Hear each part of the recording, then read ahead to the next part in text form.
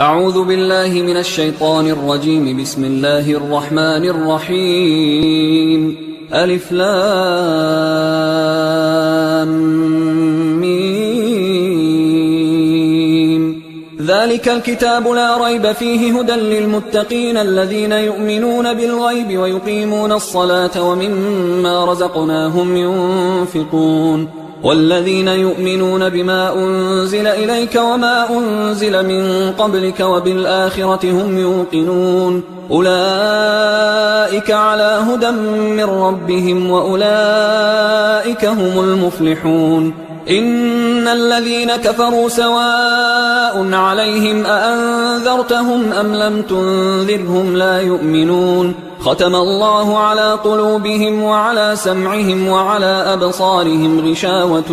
ولهم عذاب عظيم. ومن الناس من يقول آمنا بالله وباليوم الآخر وما هم بمؤمنين يخادعون الله والذين آمنوا وما يخدعون إلا أنفسهم وما يشعرون. في قلوبهم مرض فزادهم الله مرضا ولهم عذاب أليم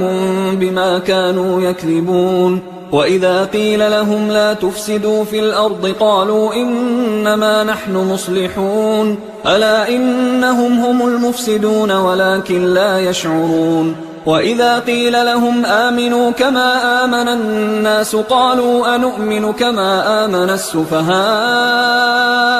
ألا إنهم هم السفهاء ولكن لا يعلمون. وإذا لقوا الذين آمنوا قالوا آمنا وإذا خلوا إلى شياطينهم قالوا إنا معكم إنما نحن مستهزئون. الله يستهزئ بهم ويمدهم في طغيانهم يعمهون. أولئك الذين اشتروا الضلالة بالهدى فما ربحت تجارتهم وما كانوا مهتدين. مثلهم كمثل الذي استوقد نارا فلما أضاءت ما حوله ذهب الله بنورهم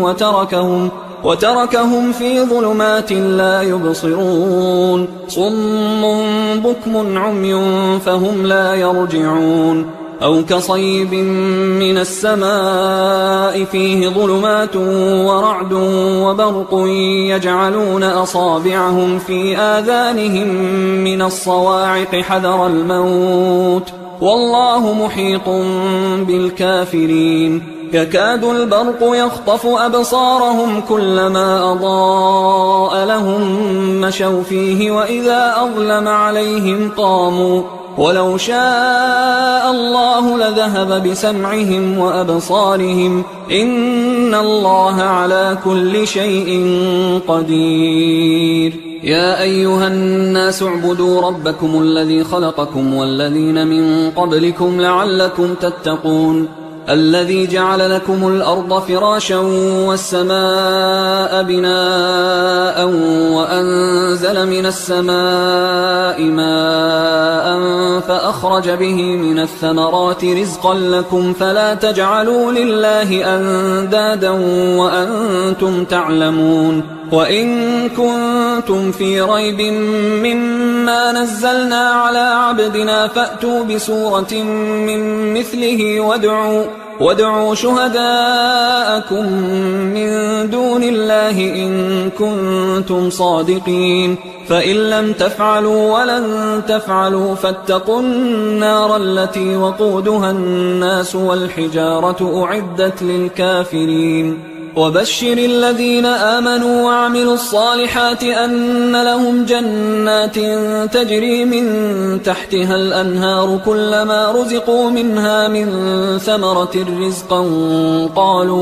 قالوا هذا الذي رزقنا من قبل وأتوا به متشابها ولهم فيها أزواج مطهرة وهم فيها خالدون. إن الله لا يستحيي أن يضرب مثلا ما بعوضة فما فوقها فأما الذين آمنوا فيعلمون أنه الحق من ربهم، وأما الذين كفروا فيقولون ماذا أراد الله بهذا مثلا يضل به كثيرا ويهدي به كثيرا، وما يضل به إلا الفاسقين الذين ينقضون عهد الله من بعد ميثاقه ويقطعون ما أمر الله به أن يوصل ويفسدون في الأرض، أولئك هم الخاسرون. كيف تكفرون بالله وكنتم أمواتا فأحياكم ثم يميتكم ثم يحييكم ثم إليه ترجعون. هو الذي خلق لكم ما في الأرض جميعا ثم استوى إلى السماء فسواهن 7 سماوات وهو بكل شيء عليم. وإذ قال ربك للملائكة إني جاعل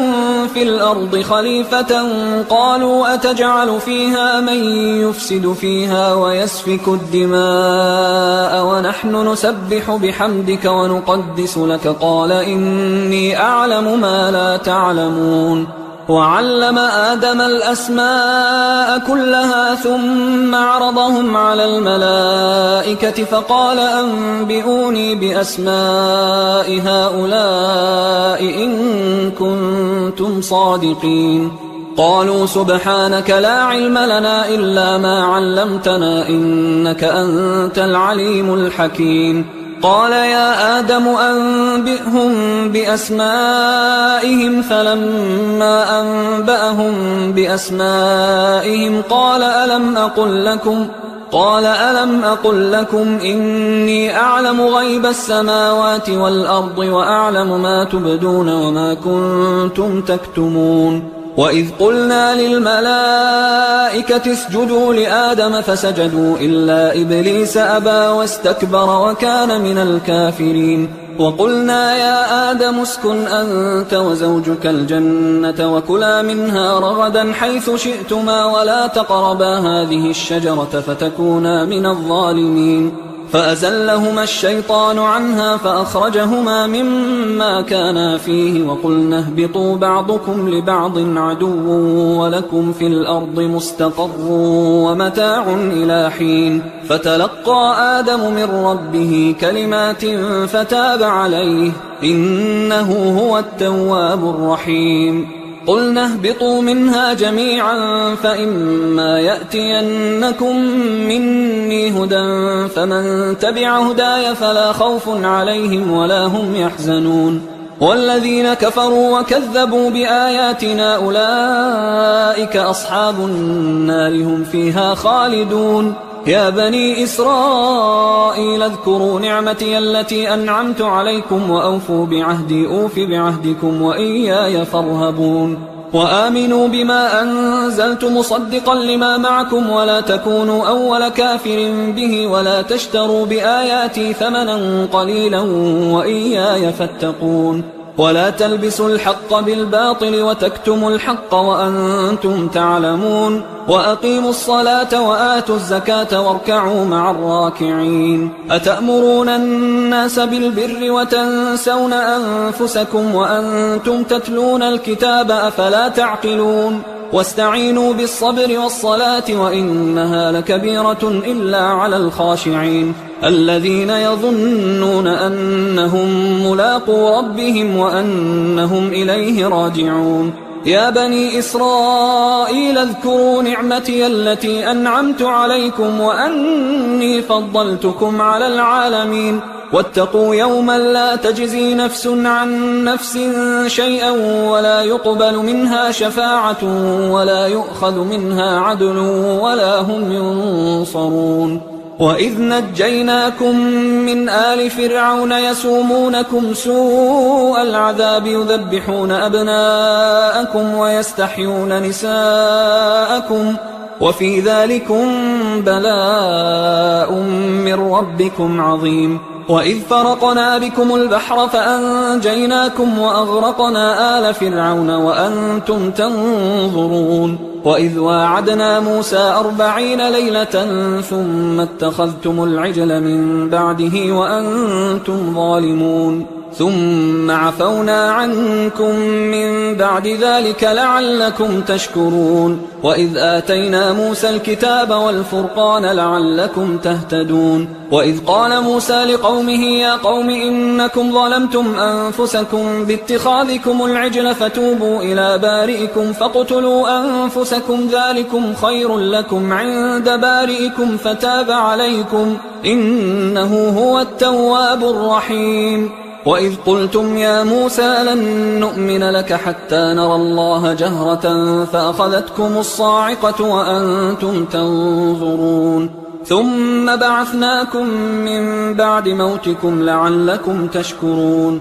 وظللنا عليكم الغمام وأنزلنا عليكم المن والسلوى كلوا من طيبات ما رزقناكم وما ظلمونا ولكن كانوا أنفسهم يظلمون وإذ قلنا ادخلوا هذه القرية فكلوا منها حيث شئتم رغدا وادخلوا الباب سجدا وقولوا حطة نغفر لكم خطاياكم وسنزيد المحسنين فبدل الذين ظلموا قولا غير الذي قيل لهم فأنزلنا على الذين ظلموا رجزا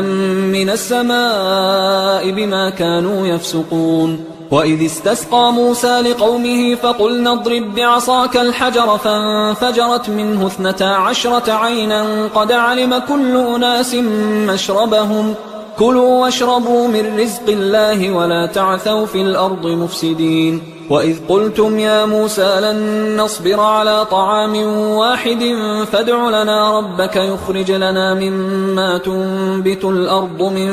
بقلها وقثائها وفومها وعدسها وبصلها قال أتستبدلون الذي هو أدنى بالذي هو خير اهبطوا مصرا فإن لكم ما سألتم وضربت عليهم الذلة والمسكنة وباءوا بغضب من الله ذلك بأنهم كانوا يكفرون بآيات الله ويقتلون النبيين بغير الحق ذلك بما عصوا وكانوا يعتدون إن الذين آمنوا والذين هادوا والنصارى والصابئين من آمن بالله واليوم الآخر وعمل صالحا فلهم أجرهم عند ربهم ولا خوف عليهم ولا هم يحزنون وإذ أخذنا ميثاقكم ورفعنا فوقكم الطور خذوا ما آتيناكم بقوة واذكروا ما فيه لعلكم تتقون ثم توليتم من بعد ذلك فلولا فضل الله عليكم ورحمته لكنتم من الخاسرين ولقد علمتم الذين اعتدوا منكم في السبت فقلنا لهم كونوا قردة خاسئين فجعلناها نكالا لما بين يديها وما خلفها وموعظة للمتقين وإذ قال موسى لقومه إن الله يأمركم أن تذبحوا بقرة قالوا أتتخذنا هزوا قال أعوذ بالله أن أكون من الجاهلين قالوا ادع لنا ربك يبين لنا ما هي قال إنه يقول إنها بقرة لا فارض ولا بكر عوان بين ذلك فافعلوا ما تؤمرون قالوا ادع لنا ربك يبين لنا ما لونها قال إنه يقول إنها بقرة صفراء فاقع لونها تسر الناظرين قالوا ادع لنا ربك يبين لنا ما هي إن البقرة شابه علينا وإنا إن شاء الله لمهتدون قال إنه يقول إنها بقرة لا ذلول تثير الأرض ولا تسقي الحرث مسلمة لا شية فيها قالوا الآن جئت بالحق فذبحوها وما كادوا يفعلون وإذ قتلتم نفسا فادارأتم فيها والله مخرج ما كنتم تكتمون فقلنا اضربوه ببعضها كذلك يحيي الله الموتى ويريكم آياته لعلكم تعقلون ثم قست قلوبكم من بعد ذلك فهي كالحجارة أو أشد قسوة وإن من الحجارة لما يتفجر منه الأنهار وإن منها لما يشقق فيخرج منه الماء وإن منها لما يهبط من خشية الله وما الله بغافل عما تعملون أفتطمعون أن يؤمنوا لكم وقد كان فريق منهم يسمعون كلام الله ثم يحرفونه من بعد ما عقلوه وهم يعلمون وإذا لقوا الذين آمنوا قالوا آمنا وإذا خلا بعضهم إلى بعض قالوا أتحدثونهم بما فتح الله عليكم ليحاجوكم به عند ربكم أفلا تعقلون أولا يعلمون أن الله يعلم ما يسرون وما يعلنون ومنهم أميون لا يعلمون الكتاب إلا أماني وإنهم إلا يظنون فويل للذين يكتبون الكتاب بأيديهم ثم يقولون هذا من عند الله ليشتروا به ثمنا قليلا فويل لهم مما كتبت أيديهم وويل لهم مما يكسبون وقالوا لن تمسنا النار إلا أياما معدودة قل أتخذتم عند الله عهدا فلن يخلف الله عهده أم تقولون على الله ما لا تعلمون بلى من كسب سيئة وأحاطت به خطيئته فأولئك أصحاب النار هم فيها خالدون والذين آمنوا وعملوا الصالحات أولئك أصحاب الجنة هم فيها خالدون وإذ أخذنا ميثاق بني إسرائيل لا تعبدون إلا الله وبالوالدين إحسانا وذي القربى واليتامى والمساكين وقولوا للناس حسنا وأقيموا الصلاة وآتوا الزكاة ثم توليتم إلا قليلا منكم وأنتم معرضون وإذ أخذنا ميثاقكم لا تسفكون دماءكم ولا تخرجون أنفسكم من دياركم ثم أقررتم وأنتم تشهدون ثم أنتم هؤلاء تقتلون أنفسكم وتخرجون فريقا منكم من ديارهم تظاهرون عليهم بالإثم والعدوان وإن يأتوكم أسارى تفادوهم وهو محرم عليكم إخراجهم أفتؤمنون ببعض الكتاب وتكفرون ببعض فما جزاء من يفعل ذلك منكم إلا خزي في الحياة الدنيا ويوم القيامة يردون إلى أشد العذاب وما الله بغافل عما تعملون أولئك الذين اشتروا الحياة الدنيا بالآخرة فلا يخفف عنهم العذاب ولا هم ينصرون ولقد آتينا موسى الكتاب وقفينا من بعده بالرسل وآتينا عيسى ابن مريم البينات وأيدناه بروح القدس أفكلما جاءكم رسول بما لا تهوى أنفسكم استكبرتم ففريقا كذبتم وفريقا تقتلون وقالوا قلوبنا غلف بل لعنهم الله بكفرهم فقليلا ما يؤمنون ولما جاءهم كتاب من عند الله مصدق لما معهم وكانوا من قبل يستفتحون على الذين كفروا فلما جاءهم ما عرفوا كفروا به فلعنة الله على الكافرين بئس ما اشتروا به أنفسهم أن يكفروا بما أنزل الله بغيا أن ينزل الله من فضله على من يشاء من عباده فباءوا بغضب على غضب وللكافرين عذاب مهين وإذا قيل لهم آمنوا بما أنزل الله قالوا نؤمن بما أنزل علينا ويكفرون بما وراءه وهو الحق مصدقا لما معهم قل فلم تقتلون أنبياء الله من قبل إن كنتم مؤمنين ولقد جاءكم موسى بالبينات ثم اتخذتم العجل من بعده وأنتم ظالمون وإذ أخذنا ميثاقكم ورفعنا فوقكم الطور خذوا ما آتيناكم بقوة واسمعوا قالوا سمعنا وعصينا وأشربوا في قلوبهم العجل بكفرهم قل بئس ما يأمركم به إيمانكم إن كنتم مؤمنين قل إن كانت لكم الدار الآخرة عند الله خالصة من دون الناس فتمنوا الموت إن كنتم صادقين ولن يتمنوه أبدا بما قدمت أيديهم والله عليم بالظالمين ولتجدنهم أحرص الناس على حياة ومن الذين أشركوا يود أحدهم لو يعمر 1000 سنة وما هو بمزحزحه من العذاب أن يعمر والله بصير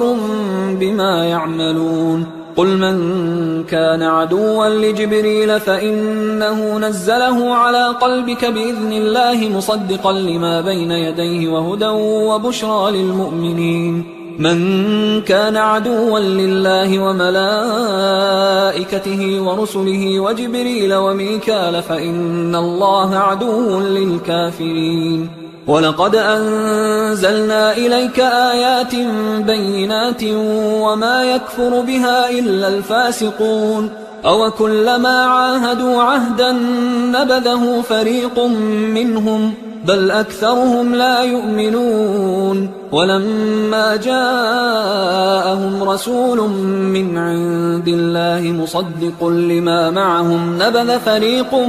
من الذين أوتوا الكتاب كتاب الله وراء ظهورهم كأنهم لا يعلمون واتبعوا ما تتلو الشياطين على ملك سليمان وما كفر سليمان ولكن الشياطين كفروا يعلمون الناس السحر وما أنزل على الملكين ببابل هاروت وماروت وما يعلمان من أحد حتى يقولا إنما نحن فتنة فلا تكفر فيتعلمون منهما ما يفرقون به بين المرء وزوجه وما هم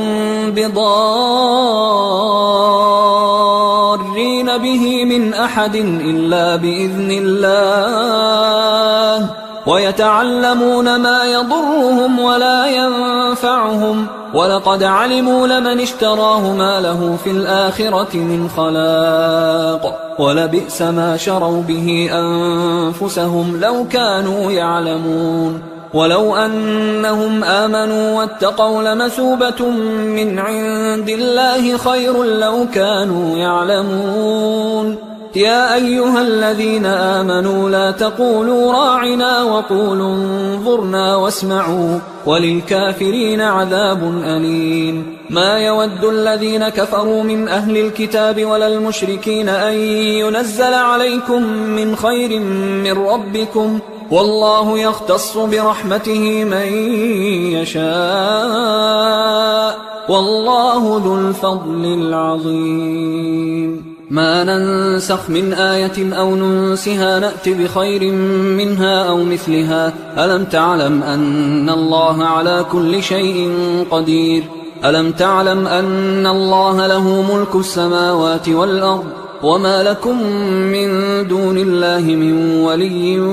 ولا نصير أم تريدون أن تسألوا رسولكم كما سئل موسى من قبل ومن يتبدل الكفر بالإيمان فقد ضل سواء السبيل ود كثير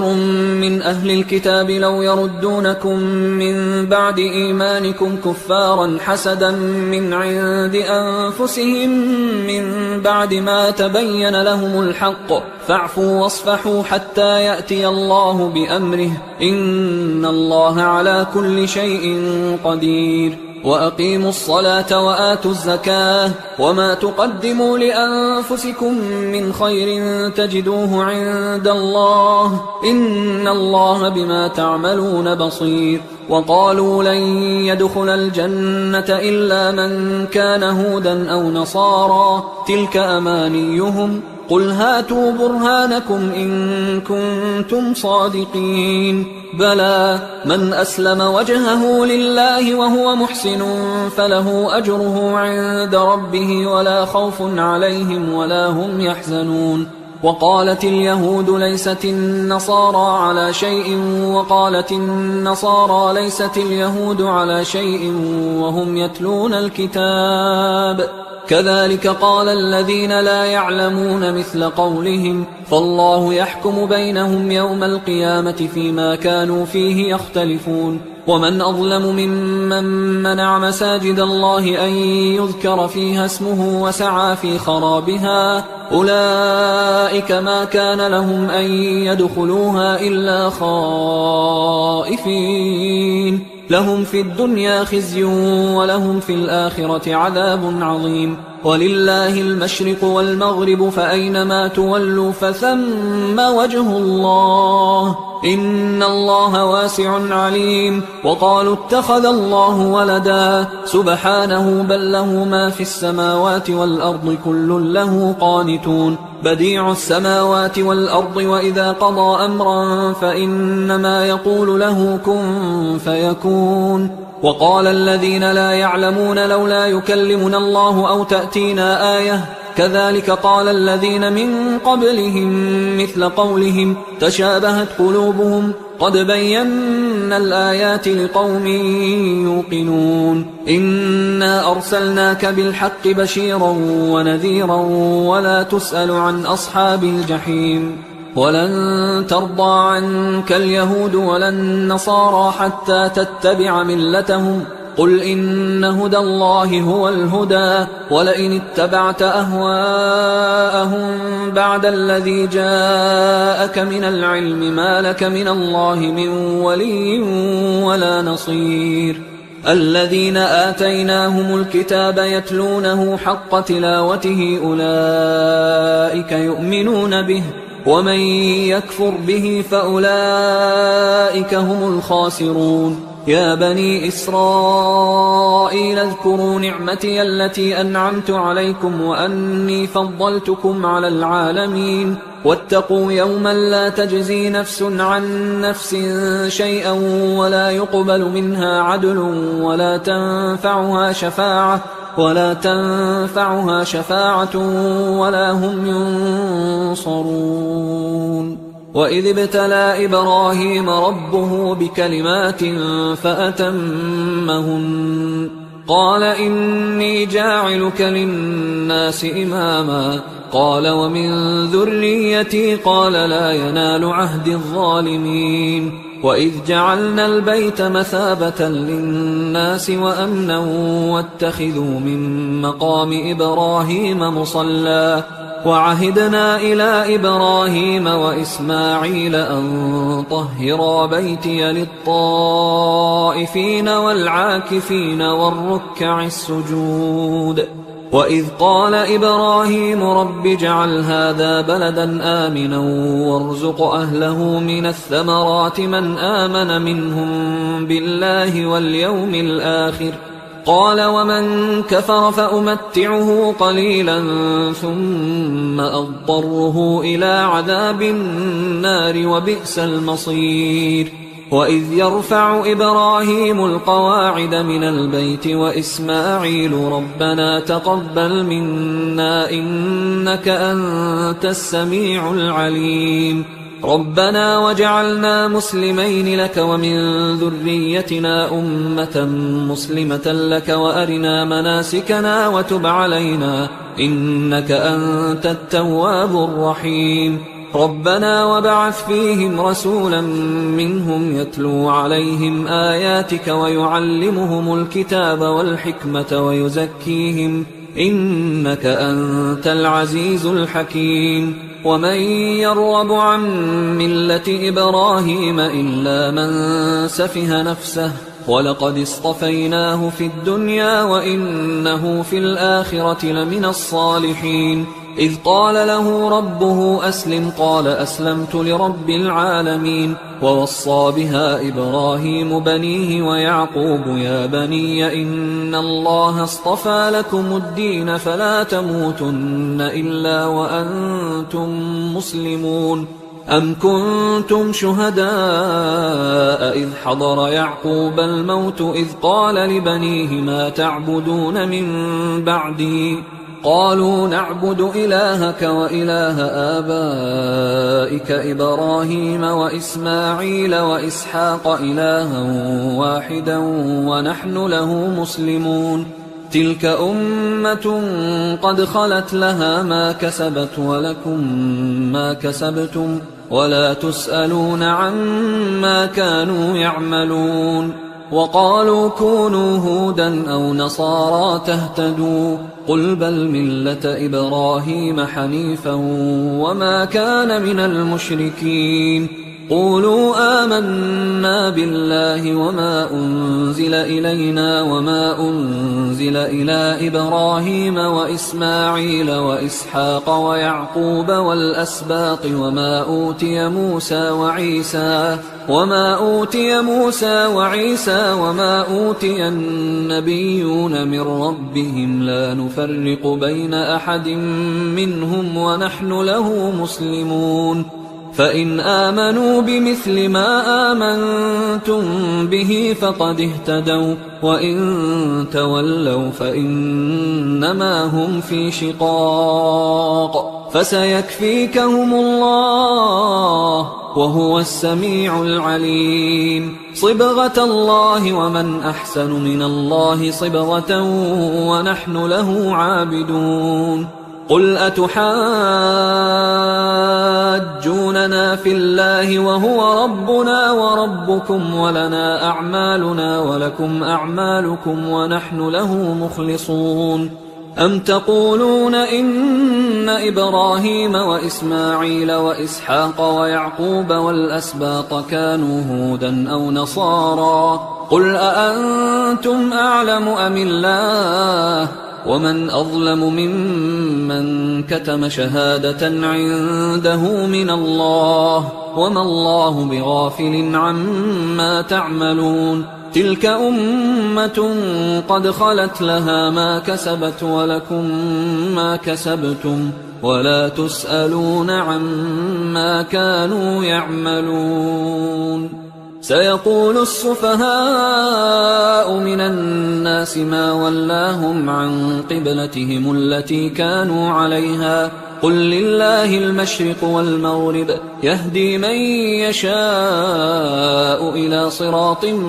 مستقيم. وكذلك جعلناكم أمة وسطا لتكونوا شهداء على الناس ويكون الرسول عليكم شهيدا. وما جعلنا القبلة التي كنت عليها إلا لنعلم من يتبع الرسول ممن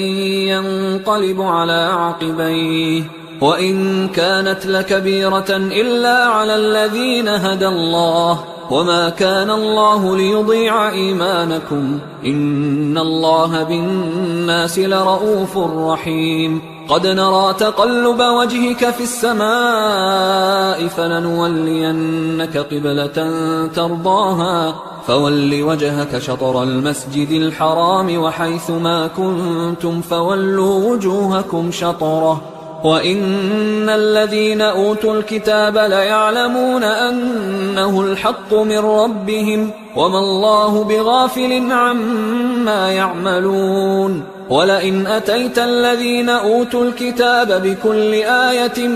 ما تبعوا قبلتك وما أنت بتابع قبلتهم وما بعضهم بتابع قبلة بعض ولئن اتبعت أهواءهم من بعد ما جاءك من العلم إنك إذا لمن الظالمين. الذين آتيناهم الكتاب يعرفونه كما يعرفون أبناءهم وإن فريقا منهم ليكتمون الحق وهم يعلمون. الحق من ربك فلا تكونن من الممترين ولكل وجهة هو موليها فاستبقوا الخيرات أينما تكونوا يأت بكم الله جميعا إن الله على كل شيء قدير ومن حيث خرجت فول وجهك شطر المسجد الحرام وإنه للحق من ربك وما الله بغافل عما تعملون ومن حيث خرجت فول وجهك شطر المسجد الحرام وحيث ما كنتم فولوا وجوهكم شطره لئلا يكون للناس عليكم حجة إلا الذين ظلموا منهم فلا تخشوهم واخشوني ولأتم نعمتي عليكم ولعلكم تهتدون كما أرسلنا فيكم رسولا منكم يتلو عليكم آياتنا ويزكيكم ويعلمكم الكتاب والحكمة ويعلمكم ما لم تكونوا تعلمون فاذكروني أذكركم واشكروا لي ولا تكفرون يا أيها الذين آمنوا استعينوا بالصبر والصلاة إن الله مع الصابرين ولا تقولوا لمن يقتل في سبيل الله أموات بل أحياء ولكن لا تشعرون ولنبلونكم بشيء من الخوف والجوع ونقص من الأموال والأنفس والثمرات وبشر الصابرين الذين إذا أصابتهم مصيبة قالوا إنا لله وإنا إليه راجعون أولئك عليهم صلوات من ربهم ورحمة وأولئك هم المهتدون إن الصفا والمروة من شعائر الله فمن حج البيت أو اعتمر فلا جناح عليه أن يطوف بهما ومن تطوع خيرا فإن الله شاكر عليم إن الذين يكتمون ما أنزلنا من البينات والهدى من بعد ما بيناه للناس في الكتاب أولئك يلعنهم الله ويلعنهم اللاعنون إلا الذين تابوا وأصلحوا وبينوا فأولئك أتوب عليهم وأنا التواب الرحيم إن الذين كفروا وماتوا وهم كفار أولئك عليهم لعنة الله والملائكة والناس أجمعين خالدين فيها لا يخفف عنهم العذاب ولا هم ينظرون وإلهكم إله واحد لا إله إلا هو الرحمن الرحيم إن في خلق السماوات والأرض واختلاف الليل والنهار والفلك التي تجري في البحر بما ينفع الناس وما أنزل الله من السماء من ماء فأحيا به الأرض بعد موتها وبث فيها من كل دابة وتصريف الرياح والسحاب المسخر بين السماء والأرض لآيات لقوم يعقلون ومن الناس من يتخذ من دون الله أندادا يحبونهم كحب الله والذين آمنوا أشد حبا لله ولو يرى الذين ظلموا إذ يرون العذاب أن القوة لله جميعا وأن الله شديد العذاب إذ تبرأ الذين اتبعوا من الذين اتبعوا ورأوا العذاب وتقطعت بهم الأسباب وقال الذين اتبعوا لو أن لنا كرة فنتبرأ منهم كما تبرأوا منا كذلك يريهم الله أعمالهم حسرات عليهم وما هم بخارجين من النار. يا أيها الناس كلوا مما في الأرض حلالا طيبا ولا تتبعوا خطوات الشيطان إنه لكم عدو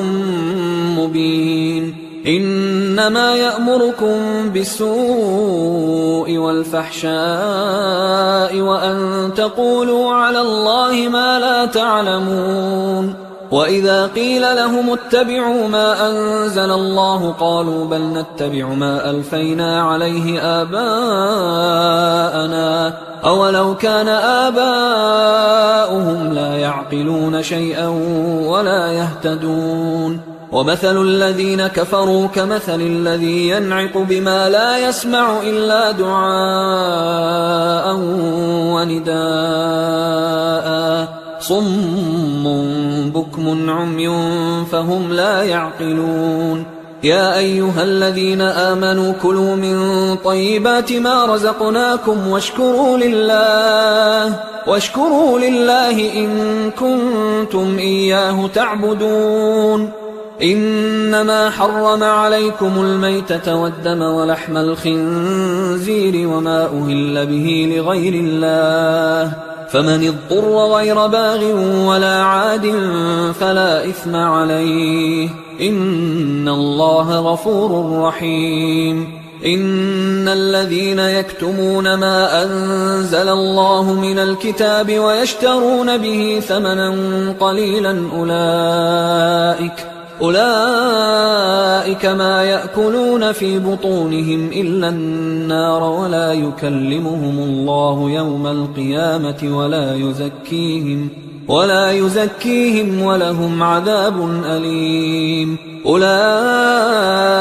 الذين اشتروا الضلالة بالهدى والعذاب بالمغفرة فما أصبرهم على النار ذلك بأن الله نزل الكتاب بالحق وإن الذين اختلفوا في الكتاب لفي شقاق بعيد. ليس البر أن تولوا وجوهكم قبل المشرق والمغرب ولكن البر من آمن بالله واليوم الآخر والملائكة والكتاب والنبيين وآتى المال على حبه ذوي القربى واليتامى والمساكين وابن السبيل والسائلين وفي الرقاب وأقام الصلاة وآتى الزكاة والموفون بعهدهم إذا عاهدوا والصابرين في البأساء والضراء وحين البأس أولئك الذين صدقوا وأولئك هم المتقون. يا أيها الذين آمنوا كتب عليكم القصاص في القتلى الحر بالحر والعبد بالعبد والأنثى بالأنثى فمن عفي له من أخيه شيء فاتباع بالمعروف وأداء إليه بإحسان ذلك تخفيف من ربكم ورحمة فمن اعتدى بعد ذلك فله عذاب أليم. ولكم في القصاص حياة يا أولي الألباب لعلكم تتقون. كتب عليكم إذا حضر أحدكم الموت إن ترك خيرا الوصية للوالدين والأقربين بالمعروف حقا على المتقين فمن بدله بعدما سمعه فإنما إثمه على الذين يبدلونه إن الله سميع عليم. فمن خاف من موص جنفا أو إثما فأصلح بينهم فلا إثم عليه إن الله غفور رحيم. يا أيها الذين آمنوا كتب عليكم الصيام كما كتب على الذين من قبلكم لعلكم تتقون أياما معدودات فمن كان منكم مريضا أو على سفر فعدة من أيام أخر وعلى الذين يطيقونه فدية طعام مسكين فمن تطوع خيرا فهو خير له وأن تصوموا خير لكم إن كنتم تعلمون شهر رمضان الذي أنزل فيه القرآن هدى للناس وبينات من الهدى والفرقان فمن شهد منكم الشهر فليصمه ومن كان مريضا أو على سفر فعدة من أيام أخر يريد الله بكم اليسر ولا يريد بكم العسر ولتكملوا العدة ولتكبروا الله على ما هداكم ولعلكم تشكرون وإذا سألك عبادي عني فإني قريب أجيب دعوة الداعي إذا دعان فليستجيبوا لي وليؤمنوا بي لعلهم يرشدون أحل لكم ليلة الصيام الرفث إلى نسائكم هن لباس لكم وأنتم لباس لهن علم الله أنكم كنتم تختانون أنفسكم فتاب عليكم وعفى عنكم فالآن باشروهن وابتغوا ما كتب الله لكم وكلوا واشربوا حتى يتبين لكم الخيط الأبيض من الخيط الأسود من الفجر ثم أتموا الصيام إلى الليل ولا تباشروهن وأنتم عاكفون في المساجد تلك حدود الله فلا تقربوها كذلك يبين الله آياته للناس لعلهم يتقون ولا تأكلوا أموالكم بينكم بالباطل وتدلوا بها إلى الحكام لتأكلوا فريقا من أموال الناس بالإثم وأنتم تعلمون يسألونك عن الأهلة قل هي مواقيت للناس والحج وليس البر بأن تأتوا البيوت من ظهورها ولكن البر من اتقى وأتوا البيوت من أبوابها واتقوا الله لعلكم تفلحون وقاتلوا في سبيل الله الذين يقاتلونكم ولا تعتدوا إن الله لا يحب المعتدين وقتلوهم حيث ثقفتموهم وأخرجوهم من حيث أخرجوكم والفتنة أشد من القتل ولا تقاتلوهم عند المسجد الحرام حتى يقاتلوكم فيه فإن قاتلوكم فاقتلوهم كذلك جزاء الكافرين فإن انتهوا فإن الله غفور رحيم وقاتلوهم حتى لا تكون فتنة ويكون الدين لله فإن انتهوا فلا عدوان إلا على الظالمين الشهر الحرام بالشهر الحرام والحرمات قصاص فمن اعتدى عليكم فاعتدوا عليه بمثل ما اعتدى عليكم واتقوا الله واعلموا أن الله مع المتقين وأنفقوا في سبيل الله ولا تلقوا بأيديكم إلى التهلكة وأحسنوا إن الله يحب المحسنين وأتموا الحج والعمرة لله فإن أحصرتم فما استيسر من الهدي ولا تحلقوا رؤوسكم حتى يبلغ الهدي محله فمن كان منكم مريضا أو به أذى من رأسه ففدية من صيام أو صدقة أو نسك فإذا أمنتم فمن تمتع بالعمرة إلى الحج فما استيسر من الهدي فمن لم يجد فصيام 3 أيام في الحج و7 إذا رجعتم تلك 10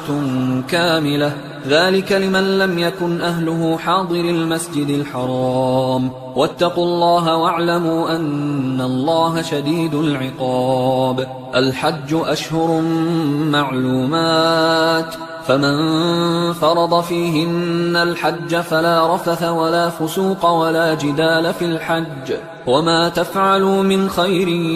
يعلمه الله وتزودوا فإن خير الزاد التقوى واتقون يا أولي الألباب ليس عليكم جناح أن تبتغوا فضلا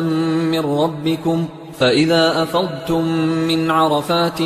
فاذكروا الله عند المشعر الحرام واذكروه كما هداكم وإن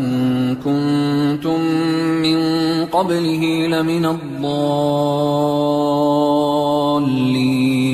ثم أفيضوا من حيث أفاض الناس واستغفروا الله إن الله غفور رحيم فإذا قضيتم مناسككم فاذكروا الله كذكركم آباءكم أو أشد ذكرا فمن الناس من يقول ربنا آتنا في الدنيا وما له في الآخرة من خلاق ومنهم من يقول ربنا آتنا في الدنيا حسنة وفي الآخرة حسنة وقنا عذاب النار أولئك لهم نصيب مما كسبوا والله سريع الحساب واذكروا الله في أيام معدودات فمن تعجل في يومين فلا إثم عليه ومن تأخر فلا إثم عليه لمن اتقى واتقوا الله واعلموا أنكم إليه تحشرون ومن الناس من يعجبك قوله في الحياة الدنيا ويشهد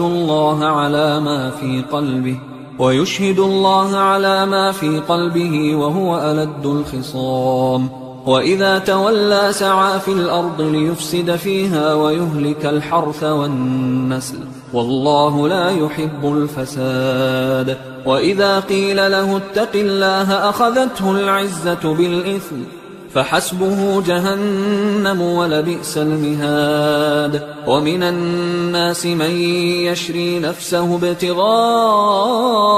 مرضات الله والله رؤوف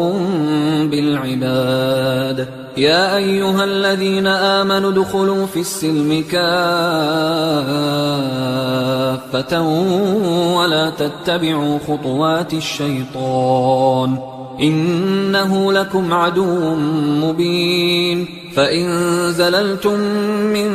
بعد ما جاءتكم البينات فاعلموا أن الله عزيز حكيم هل ينظرون إلا أن يأتيهم الله في ظلل من الغمام والملائكة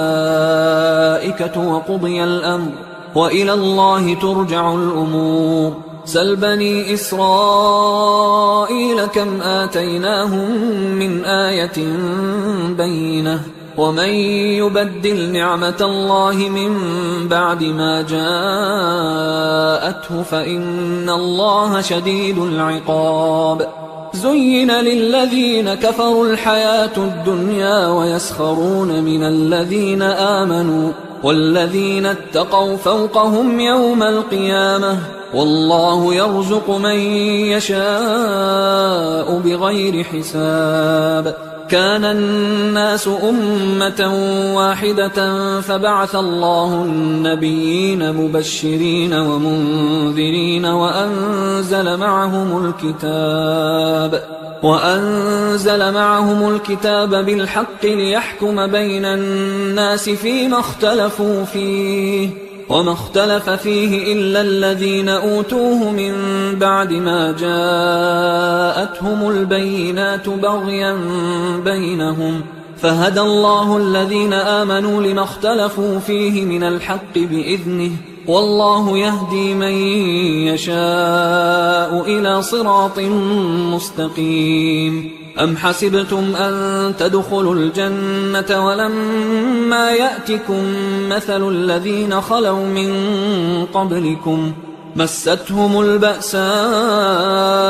والضراء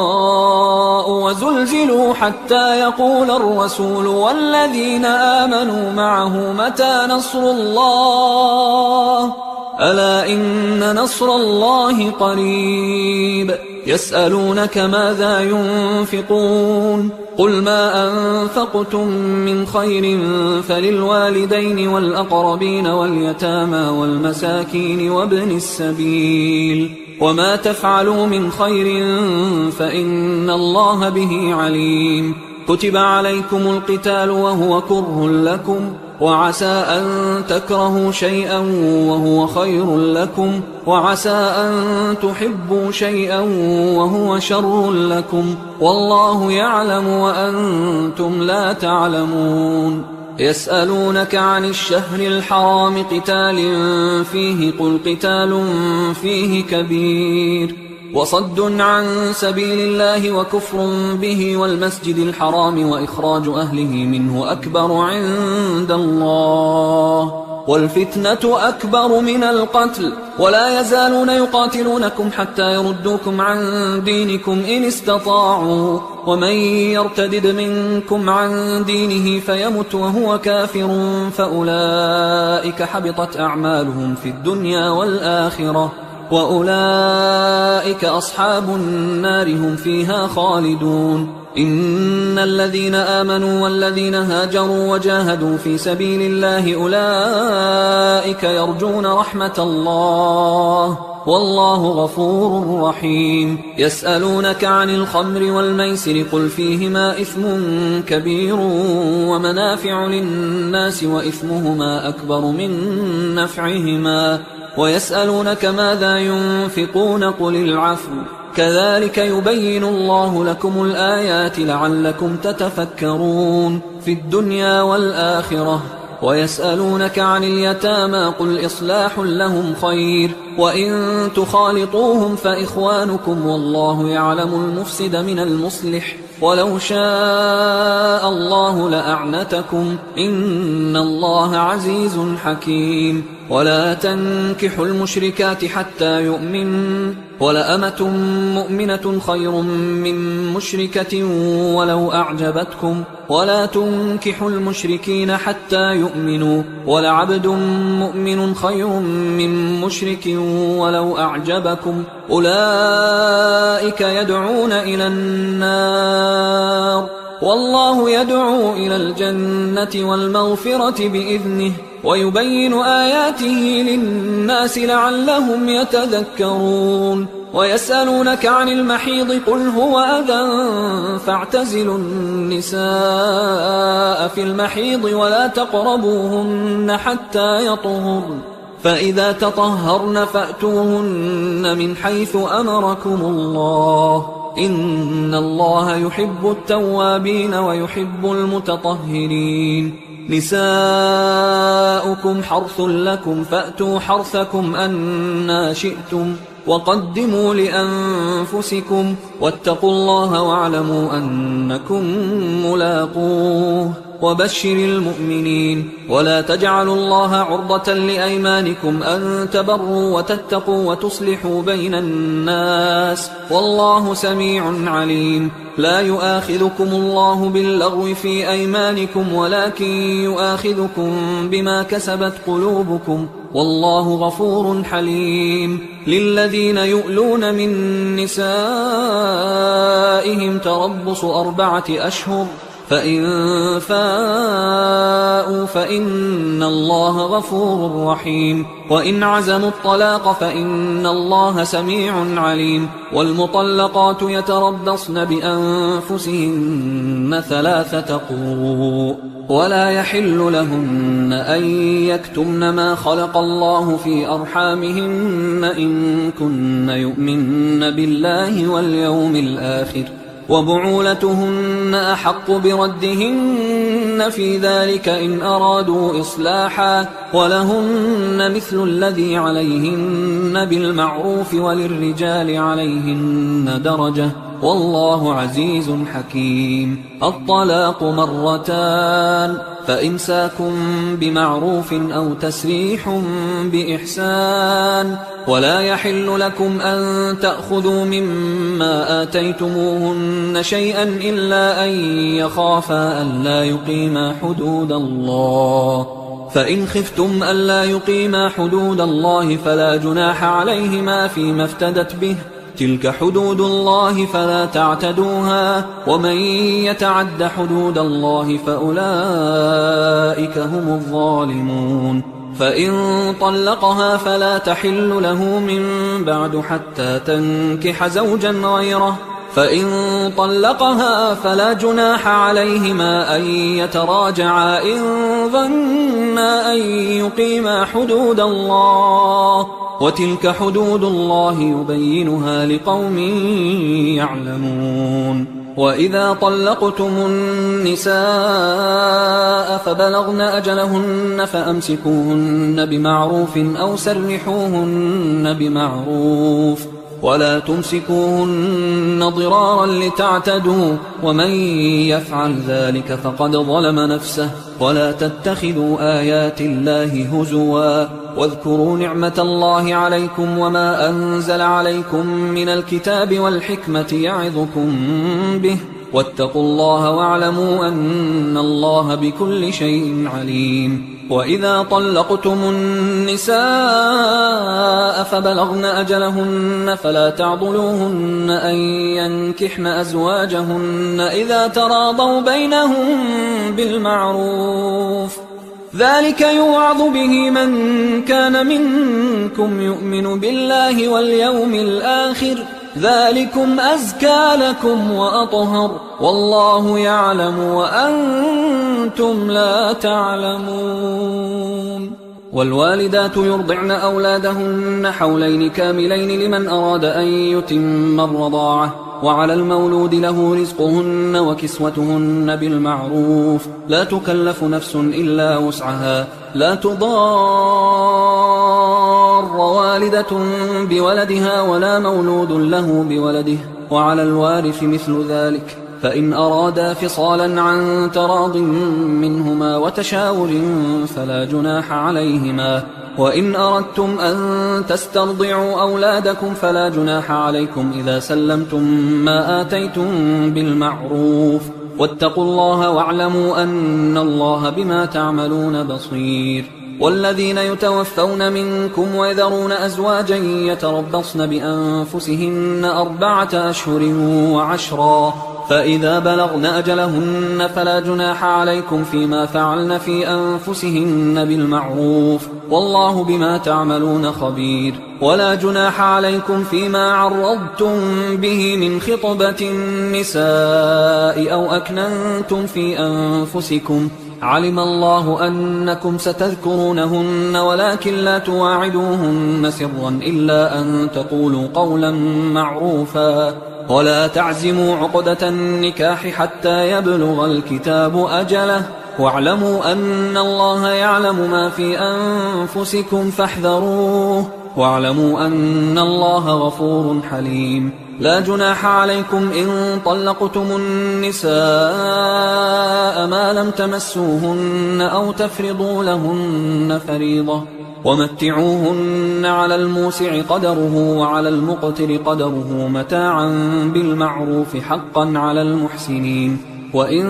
طلقتموهن من قبل أن تمسوهن وقد فرضتم لهن فريضة فنصف ما فرضتم إلا أن يعفون أو يعفو الذي بيده عقدة النكاح، وأن تعفوا أقرب للتقوى، ولا تنسوا الفضل بينكم، إن الله بما تعملون بصير. حافظوا على الصلوات والصلاة الوسطى وقوموا لله قانتين، فإن خفتم فرجالا أو ركبانا، فإذا أمنتم فاذكروا الله كما علمكم ما لم تكونوا تعلمون. والذين يتوفون منكم ويذرون أزواجا وصية لأزواجهم متاعا إلى الحول غير إخراج، فإن خرجن فلا جناح عليكم فيما فعلن في أنفسهن من معروف، والله عزيز حكيم. وللمطلقات متاع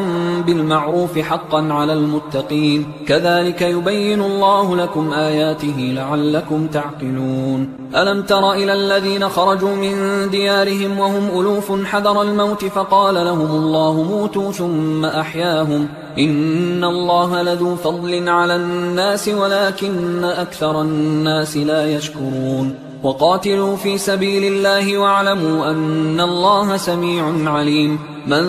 ذا الذي يقرض الله قرضا حسنا فيضاعفه له أضعافا كثيرة والله يقبض ويبسط وإليه ترجعون ألم تر إلى الملأ من بني إسرائيل من بعد موسى إذ قالوا لنبي له مبعث لنا ملكا نقاتل في سبيل الله قال هل عسيتم إن كتب عليكم القتال ألا تقاتلوا قالوا وما لنا ألا نقاتل في سبيل الله وقد أخرجنا من ديارنا وأبنائنا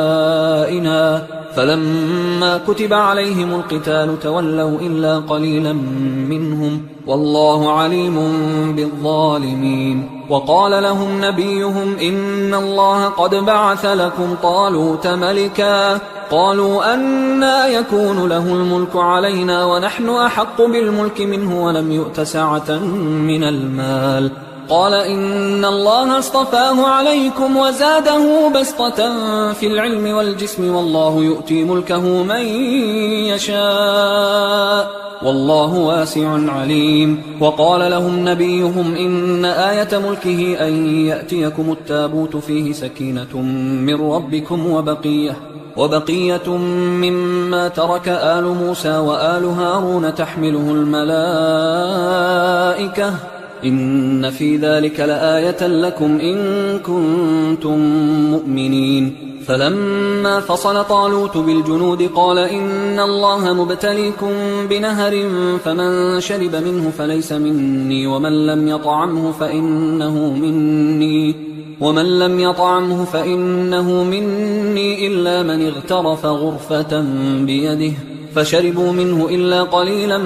منهم فلما جاوزه هو والذين آمنوا معه قالوا لا طاقة لنا اليوم بجالوت وجنوده قال الذين يظنون أنهم ملاقوا الله كم من فئة قليلة غلبت فئة كثيرة بإذن الله والله مع الصابرين ولما برزوا لجالوت وجنوده قالوا ربنا أفرغ علينا صبرا وثبت أقدامنا وانصرنا على القوم الكافرين فهزموهم بإذن الله وقتل داود جالوت وآتاه الله الملك والحكمة وعلمه مما يشاء ولولا دفع الله الناس بعضهم ببعض لفسدت الأرض ولكن الله ذو فضل على العالمين تلك آيات الله نتلوها عليك بالحق وإنك لمن المرسلين تلك الرسل فضلنا بعضهم على بعض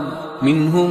من كلم الله ورفع بعضهم درجات وآتينا عيسى ابن مريم البينات وأيدناه بروح القدس ولو شاء الله ما اقتتل الذين من بعدهم من بعد ما جاءتهم البينات ولكن اختلفوا فمنهم من آمن ومنهم من كفر ولو شاء الله ما اقتتلوا ولكن الله يفعل ما يريد يا أيها الذين آمنوا أنفقوا مما رزقناكم من قبل أن يأتي يوم لا بيع فيه ولا خلة ولا شفاعة والكافرون هم الظالمون الله لا إله إلا هو الحي القيوم لا تأخذه سنة ولا نوم له ما في السماوات وما في الأرض من ذا الذي يشفع عنده إلا بإذنه يعلم ما بين أيديهم وما خلفهم ولا يحيطون بشيء من علمه إلا بما شاء وسع كرسيه السماوات والأرض ولا يؤوده حفظهما وهو العلي العظيم لا إكراه في الدين قد تبين الرشد من الغي فمن يكفر بالطاغوت ويؤمن بالله فقد استمسك بالعروة الوثقى لا انفصام لها والله سميع عليم الله ولي الذين آمنوا يخرجهم من الظلمات إلى النور والذين كفروا أولياؤهم الطاغوت يخرجونهم من النور إلى الظلمات أولئك أصحاب النار هم فيها خالدون ألم تر إلى الذي حاج إبراهيم في ربه أن آتاه الله الملك إذ قال إبراهيم ربي الذي يحيي ويميت قال أنا أحيي وأميت قال إبراهيم فإن الله يأتي بالشمس من المشرق فأت بها من المغرب فبهت الذي كفر والله لا يهدي القوم الظالمين أو كالذي مر على قرية وهي خاوية على عروشها قال أنى يحيي هذه الله بعد موتها فأماته الله 100 عام ثم بعثه قال كم لبثت قال لبثت يوما أو بعض يوم قال بل لبثت 100 عام فانظر إلى طعامك وشرابك لم يتسنه وانظر إلى حمارك ولنجعلك آية للناس وانظر إلى العظام كيف ننشزها ثم نكسوها لحما فلما تبين له قال أعلم أن الله على كل شيء قدير وإذ قال إبراهيم رب أرني كيف تحيي الموتى قال أولم تؤمن قال بلى ولكن ليطمئن قلبي قال فخذ 4 من الطير فصرهن إليك ثم اجعل على كل جبل منهن جزءا ثم ادعهن يأتينك سعيا واعلم أن الله عزيز حكيم مثل الذين ينفقون أموالهم في سبيل الله كمثل حبة أنبتت 7 سنابل في كل سنبلة 100 حبة والله يضاعف لمن يشاء والله واسع عليم الذين ينفقون أموالهم في سبيل الله ثم لا يتبعون ما أنفقوا منا ولا أذى لهم أجرهم عند ربهم ولا خوف عليهم ولا هم يحزنون قول معروف ومغفرة خير من صدقة يتبعها أذى والله غني حليم يا أيها الذين آمنوا لا تبطلوا صدقاتكم بالمن والأذى كالذي ينفق ماله رئاء الناس ولا يؤمن بالله واليوم الآخر فمثله كمثل صفوان عليه تراب فأصابه وابل فتركه صلدا لا يقدرون على شيء مما كسبوا والله لا يهدي القوم الكافرين ومثل الذين ينفقون أموالهم ابتغاء مرضات الله وتثبيتا من أنفسهم كمثل جنة بربوة أصابها وابل فآتت أكلها ضعفين فإن لم يصبها وابل فطل والله بما تعملون بصير أيود أحدكم أن تكون له جنة من نخيل وأعناب تجري من تحتها الأنهار له فيها من كل الثمرات وأصابه الكبر وله ذرية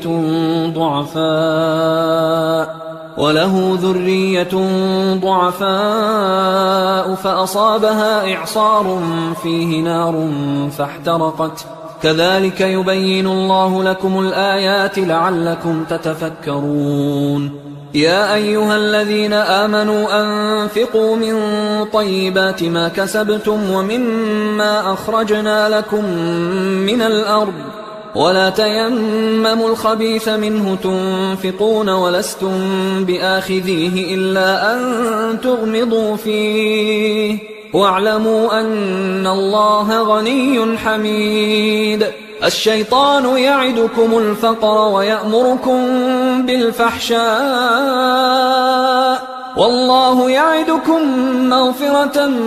منه وفضلا والله واسع عليم يؤتي الحكمة من يشاء ومن يؤت الحكمة فقد أوتي خيرا كثيرا وما يذكر إلا أولو الألباب وما أنفقتم من نفقة أو نذرتم من نذر فإن الله يعلمه وما للظالمين من أنصار إن تبدوا الصدقات فنعما هي وإن تخفوها وتؤتوها الفقراء فهو خير لكم ويكفر عنكم من سيئاتكم والله بما تعملون خبير ليس عليك هداهم ولكن الله يهدي من يشاء وما تنفقوا من خير فلأنفسكم وما تنفقون إلا ابتغاء وجه الله وما تنفقوا من خير يوفى إليكم وأنتم لا تظلمون للفقراء الذين أحصروا في سبيل الله لا يستطيعون ضربا في الأرض يحسبهم الجاهل أغنياء من التعفف تعرفهم بسيماهم لا يسألون الناس إلحافا وما تنفقوا من خير فإن الله به عليم الذين ينفقون أموالهم بالليل والنهار سرا وعلانية فلهم أجرهم عند ربهم ولا خوف عليهم ولا هم يحزنون الذين يأكلون الربا لا يقومون إلا كما يقوم الذي يتخبطه الشيطان من المس ذلك بأنهم قالوا إنما البيع مثل الربا وأحل الله البيع وحرم الربا فمن جاءه موعظة